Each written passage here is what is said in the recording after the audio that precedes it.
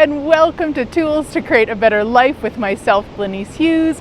Thank you so much for being here. I am so incredibly grateful for you and so incredibly grateful for Banff, Alberta, the Rocky Mountains, the Bow Falls, which you can probably hear in the background, and that I get to run here. I'm here in kind of practice mode right now, and then in September, this is where my run is. It's called the Melissa Road Race. Yeah, and so we came so that I could check it out, because I really was wondering, how do I require to train? I mean, the first part of training for me was to get me off the couch and be able to run a little bit, and now it's like, okay, how do I train? What is the course like? And it's beautiful. It's this. I will be running by the river, and it's mosquito-y, guys. So if I'm moving a lot, it's because I'm getting rid of mosquitoes. And then some within town and stuff too. So I'm very, very, very grateful that it's not like, running up that mountain back there. Not that I thought it would be. I just expected more hills. And who knows, whatever. I love it. It's beautiful. So what are we going to talk about this week? Without a body, would you require money? I'll make this a really short show. No. No, we won't stop there. But really what you want to look at is money is actually for your body. If you didn't have a body, money is irrelevant. Everything you spend money on is something for your body or something for someone else's body. Like, as an infinite being, if this body went away, I don't require a sweatshirt that I bought. I don't require a microphone, that's for sure. The clothes I'm wearing, the backpack, that I wouldn't require a camera. I mean, I could go on and on. You get the idea. Money is for your body. So, have you ever considered inviting your body to contribute? I know. Unheard of, right? So, I want to share a story, and this is from 2013. I remember it very clearly. And the funny thing is, I was doing a teleseries on body and communing with your body. Yes, I have been talking about it for that many years, and I will continue to talk about it for probably 10 times as many years, because to me, it's such a valuable tool when you're willing to ask your body and commune and receive from your body and all the things. So I was facilitating a teleseries. Back then it was on the phone. I know, unheard of. And it was all about communing with your body. And I was talking on there about, if you're doing something with you that, if your body would like really nice, sheets for your bed, ask it to contribute. If your body would like a new wardrobe, ask it to contribute. I was doing all the things. And afterwards, I had booked so I think this was May, let's say May of 2013. And I had already booked my flight to Costa Rica for August of 2013 to renew my certified facilitator with access consciousness. And I got off the call, and I could actually kept thinking, I need to upgrade my flight. Now back then, I'd never upgraded my flight in my entire life. That was not a thing. No, you rode at the back of the plane. You didn't even look at the other options because they were going to be too expensive and blah, blah, blah. I had so many interesting points of views about them back then. And anyway, I get off this call. I keep thinking about upgrading my flight. And I'm like, that's the stupidest thing I've ever heard, because it's going to be thousands of dollars. And that went on for a little while until I realized, oh my gosh, what was I just talking about on the call? What was I just facilitating people with? And I'm not now listening to my body, because yes, it was coming in as my thought, but it was actually my body asking that of me. And I was like, whoa, okay. So I'm like, all right, I got the tools. And I was like, all right, body, if you would like to fly at the front of the plane, then what can you contribute? And I took the action. I emailed my travel agent and I just said, is there a way, what is possible with upgrading to first class, so to speak? And I say so to speak because it was a bit of a smaller plane. So there was kind of the front of the plane and the back of the plane. There wasn't all the layers when you fly international. And by the time that she got back to me, and this is the funny piece, and told me it was something I don't know, $390 or something, I had an order through my store, so I had an online store, as I do now, of like $420 or something. Like, it was so cool how when I actually asked my body, well, first, when I actually listened to her, and then I asked her to contribute, and then I received her contribution, the magic that was created. Like, how does it get any better than that? And from that moment, I would say 90% of the time, probably not 100, asked my body to contribute. Because it's her. If I'm thinking of, these really fun, you can't see them, jogging pants that I love, if I would like them, it's not me as the infinite being who would like them, because I don't need pants as an infinite being, but my sweet body does.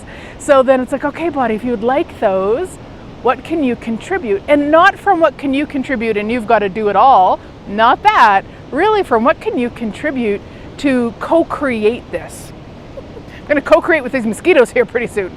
And so this really delicious space of co-creation, because it's not just for, like, my body doesn't have to do it all, just the same as I don't have to do it all. So before, when I had that point of view where it was like, if I wanted the pants, I have to go to work, I have to force it, it's not that. It's this beautiful co-creation.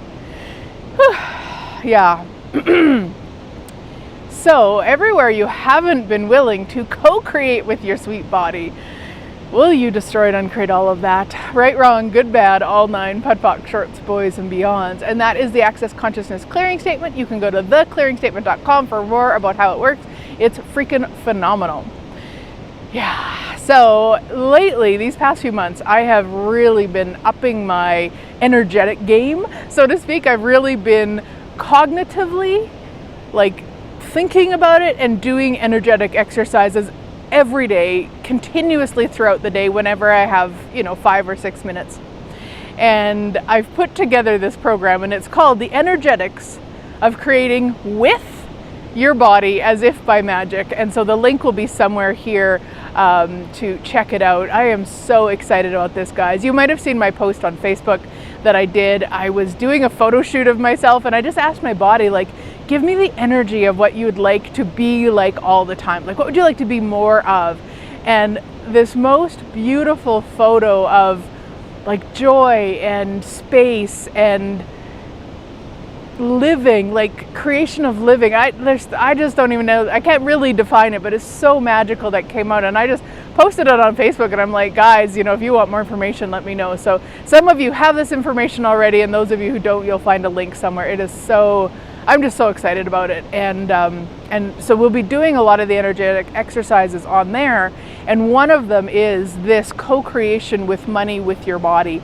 And when I talk about money, I'm talking money, wealth, cash, and if you're like me, luxury, opulence, like all the things. So anyway, just know you are invited, and I would love, love, love to have you join us. Yeah. So what magic could you create if you co-created with your body? Yeah. Now, what does co-creation with your body even look like? It's probably different for each one of us. For me, it really is remembering to ask my body, remembering to include my body. And when I first started back in, when I started using the tools from Access Consciousness, 2011, 2012, and then, 2013, really starting getting it. I can't say I got it, because I'm still getting it, but really started getting it. What I allowed my body to do, and what I invited my body to do, is to override me. So at this point, if there's something that I'm not doing, or not choosing, or she would like to do, she just does it. And I don't mean like like I'm a robot and walking around. Like, there's been so many times where I've kind of thought, oh yeah, I don't think I'll go for a run today. And then 10 minutes later, I'm getting my shoes on. And I'm like, but what? Oh, okay. And I just know that that's her way of saying, I would like to run today. And honestly, it's not up to me as the infinite being to choose to run. Or, here's the other thing. We can be operating, of course, from infinite being, we also can be operating from finite being. So I don't mean I'm always operating from infinite being. So I could be going, oh, I'm not going to run today, from finite being, pretending I'm less than and all of that insanity. And she's going, you know what, bitch, we're running today. Let's go. Let's get you out of this, whatever. Because that's one of the many gifts that I've found running for myself is getting out of the insanity. Whatever insanity is going on in the moment, if I get my shoes on and I get outside, it's just gone. And that is also where I'll have like different awarenesses of maybe there's an action I'd like to take, or something going on that I require to do or to say or to something. It's just like it just pops in. So I'm willing to be so much more space, or so much of me as I'm running and as I'm outside. And of course, this time of year, in my swimming pool also. Yes, it is beautiful summer here in Alberta, Canada. And it doesn't maybe look that sunny right now, but it's also 6 in the morning. Yes, I came out fairly early to, one, ensure that I had this beautiful space to myself. And two, I like to run when it's quiet. I like the space of the quiet, and this is just, other than of course the noise of the river, but that is not noise at all. That is music to my ears. I love that sound. Yeah. So, what if, actually, let's ask this. If you gave your body a voice, what would your body be asking for? Yeah, and whatever just pops in. It doesn't mean you have to give it. It doesn't mean you have to do anything with it, but just allow yourself to have that awareness. If you gave your body a voice, what would your body ask for? Yeah. Now, what you want to be aware of with that question is that we can have these, what I call the DJCCs, pissers, and RJs, decisions, judgments, conclusions, computations, projections, rejections, expectations, separations, refined judgments of what it would want.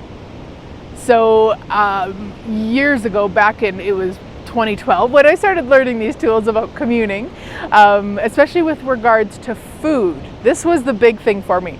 I had so many decisions because of all the diets I'd been on in my lifetime, all the things, all the insanity. I had all the decisions of, if I actually asked my body what she desired to eat, she would tell me she wanted lettuce and carrot sticks. That's all she would tell me. And so I wouldn't ask her. I know. Cute, not bright, right? But I just wouldn't, because I was like, no, she's going to tell me this. She's going to tell me carrots and lettuce, and I don't want to have that. I want to have that hamburger right now, so I'm not even asking. And this is what I would do. Which was funny for a while, and then I heard a facilitator ask or talk on a call about how when he started, he gave his body, it's like baby steps. He said to his body, like he would a best friend, hey, I'm going to ask you, but I'm not necessarily going to do it. So he gave his body a voice, but then he made the choice after that, which gave him more space to know that he actually had control. Which, I mean, do we ever really have control? But it felt like that. And that for me just was like, that was it. That's what I required, was this space to actually change it if it wasn't what I wanted to hear. And still knowing that that wasn't maybe creating what I desired, but at least I would take the step. At least I would ask. At least I would go that far. Well, let me tell you, my sweet friends, the amount of time she asked for lettuce and carrot sticks was probably, like, only those two things by themselves was never. And about, I don't know, probably 80 to 90% of the time when I asked, it was what I was going to have anyway. And I started to realize that I had way too many decisions and judgments and conclusions and all those things about what my body would want. And I was projecting that onto her rather than, hey body, what would you like? What would you like? Now at this point, I don't really have, I would say, a point of view about it. It's whatever she would like, we have. But that took a few years of that baby step and really starting to trust that all those diet books that I read were actually bullshit for my body. Now, that's my body. Everybody's body's different.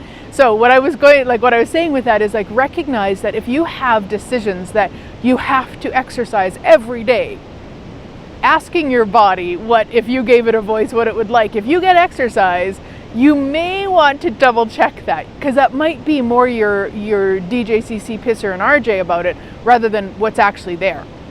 So before you ask the question, if you know you're going to have potential points of views, before you ask, you can run all of the 𝗺𝗵𝘁𝗍𝑍s, 𝗺𝗵𝗁s, and 𝗺𝗁s that I have about this. I destroy and uncreate them all. Right, wrong, good, bad, all 9, 𝗵𝗁, 𝗁𝗵𝗁, 𝗁𝗏𝗁s, and 𝗂𝗏s, and then ask, hey body, if I gave you a voice, what would you like? What would you choose? What would light you up? However you want to ask that. Whew, yeah, right, wrong, good, bad, all 9, 𝗵𝗁, 𝗁𝗏, 𝗁𝗏s, and 𝗂𝗏s, and have fun with it. Like, use it like that kind of baby step, that playfulness, that fun, that excitement, and let her know, or him know, or they know, however, whatever your pronouns are, let it know that you may or may not listen. So you're giving it a voice, and you're so grateful to have that first step. If that's where you're at with this, let it know. Let it know the same way you would with a friend. If you say to them, hey, I would like to go to this movie, and you're like, I'm not interested in that movie, I'm going to go to this movie.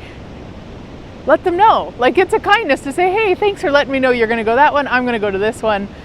Same thing with your body. Treat your body like your best friend.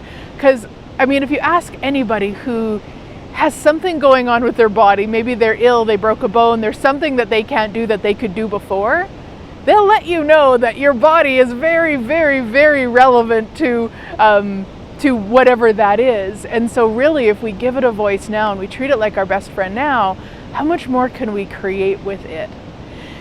Yeah. And what is your body asking for that you're not willing to ask for and receive? Right, wrong, good, bad, all 9, 𝗵𝗁, 𝗁𝗏s, 𝗁𝗏s, and 𝗂𝗏s. Right? Go back to when I wasn't even willing to ask about first class, let alone fly in it, and then my body started that. And then I believe it was the next year that hubby and I flew to England first class. So this is like where you have the beds that lay out and all the fancy things. And had I not had that first experience, I probably would not have been able to choose that yet.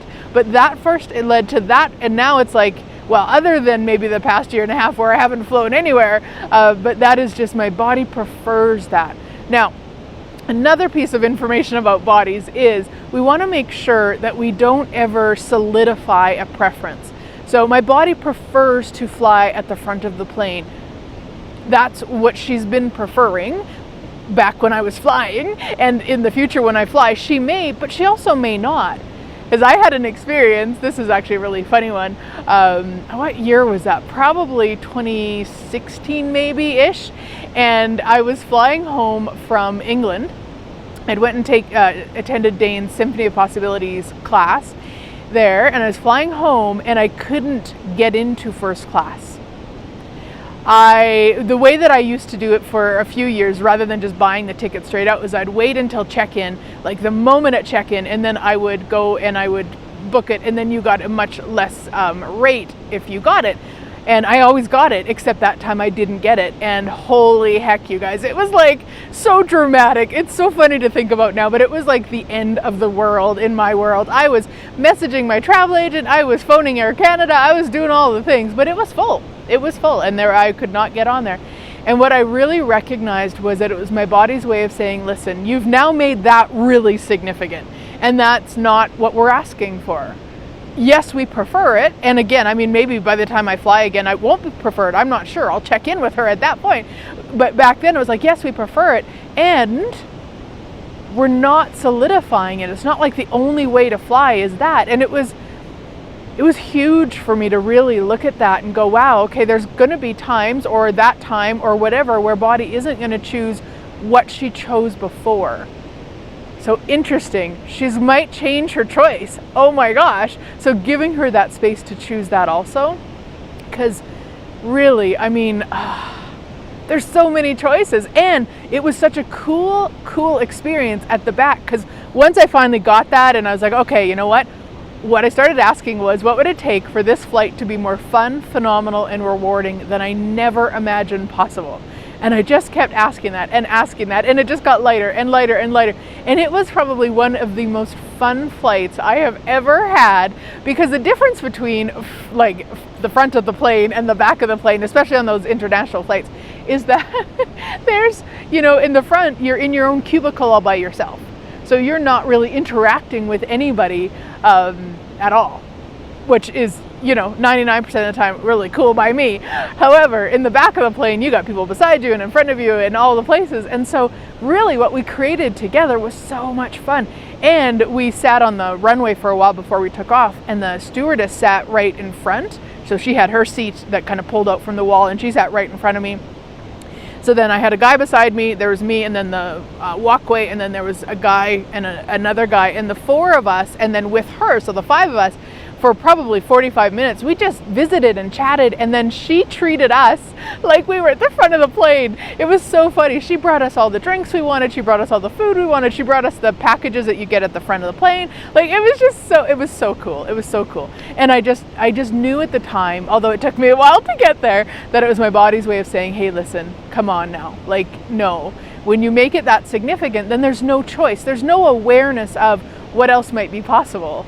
No awareness. And I could have made that the worst flight of my life. Look at the clouds covering up the mountain peak now.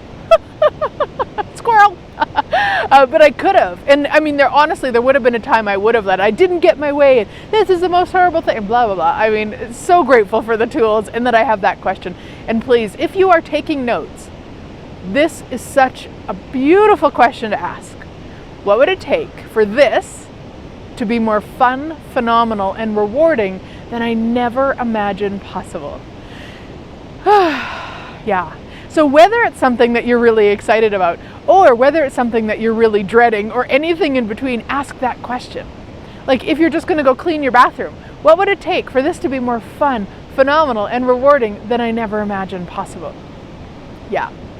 It will change everything. At least it has for me. And I learned that question before I even attended my first bars class. I learned that question. I used to listen to a radio show.